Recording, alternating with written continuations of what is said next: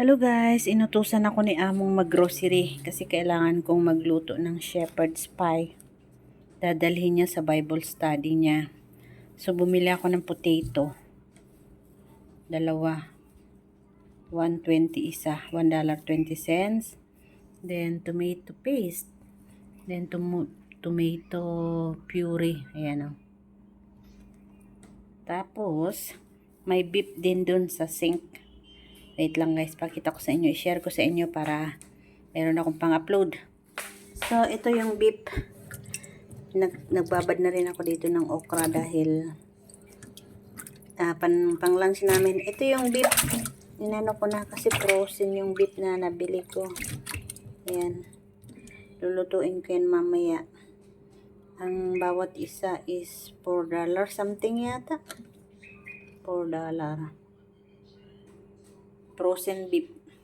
Ay, from galing pala sa Brazil itong karne na to. Ayan o. Means beef from Brazil. Ayan o. 300 grams ito. Dalawang kinuha ko. Ayan. Ayan, ito guys. Tapos, pumunta ako sa cold storage. Ayan o. Nakakita ako ng 50% off na banana. Ayan o. Dapat 320 siya. 320 ang normal price. Dahil nag 50% off, naging 160 na lang. So, kumuha ako ng 3. Ayan o. Pero sa amin to. Sarili kong pera. Yung binili ko dyan. Yung, ang tawag dito. Buti may cash akong dala. Tapos, ayan, binili ko para sa amin. Pagkain namin ng aking kasama. So, ayan, meron kaming banana. 50% off yan, guys. Pag, ang mahal niya, oh.